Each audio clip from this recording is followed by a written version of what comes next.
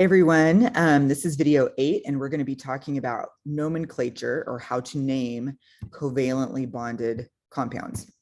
Okay, so the good news with this is that the naming is very simple. It's kind of like it is what it is. Okay, so for this, we use these Greek prefixes to tell how many of whatever there are.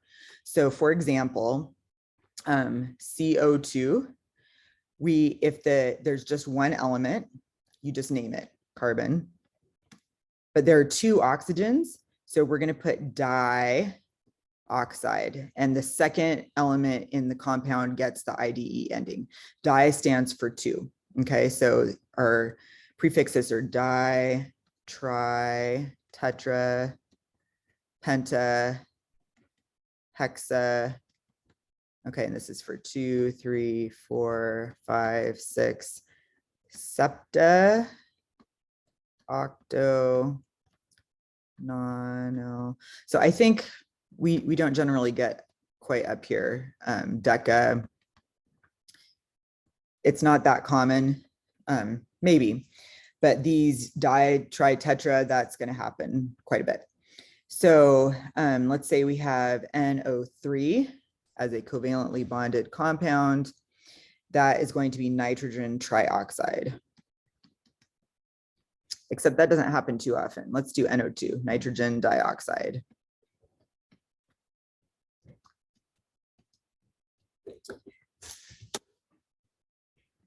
Can I have a science book?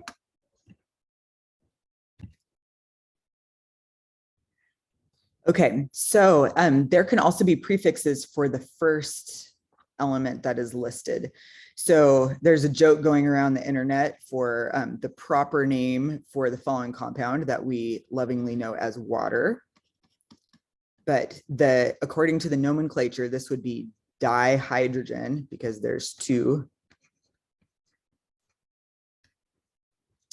And then if for the second element, if there's only one, then you would put the prefix mon. If it's the first element, you don't have to put the prefix. So dihydrogen mon for 1 oxide. Okay, so it's like, hey, would you like some dihydrogen monoxide to drink? And it sounds poisonous, but it's not, it's water. Okay, here's another kind of familiar one, carbon monoxide. So we don't have to put the prefix for the first element, we can just say carbon. But for the second element, because there's only one of them, we do put the prefix. So mon oxide. And this is the colorless, odorless gas that is very poisonous to your health and is deadly, in fact. Now, for elements such as like oxygen, it's O2, you just say oxygen gas, but you have to know that it's diatomic. There's 2 of them there. And this is how you tell which elements are diatomic. There's 7 of them. So it's hydrogen, nitrogen, oxygen, fluorine, chlorine, bromine, and iodine. That's 7. It's known as the 777 rule. There's 7 of them. So if it says hydrogen gas, nitrogen gas, oxygen gas, and so on, any of these, they are diatomic. So it's going to be H2. And they have to be diatomic in order to fulfill having filled energy levels. Okay, they have to bond with another one of themselves. So there's 7 of them. They make the shape of a 7 on the periodic table. See, 7, kind of, the hydrogen kind of violates it. And then number 7, which is nitrogen, is one of them. That's just a little mnemonic you can use to remember it. Okay, so those are most of the covalent nomenclature rules. Now there are kind of separate rules for organic compounds. Organic meaning that they have carbon involved.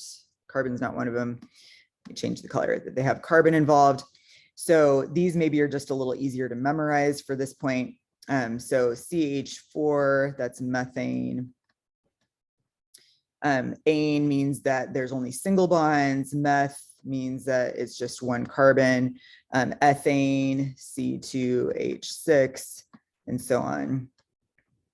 There's other rules that go beyond that. I'm not going to worry too much about that. If one of those questions comes up, you can just ask me for the formula.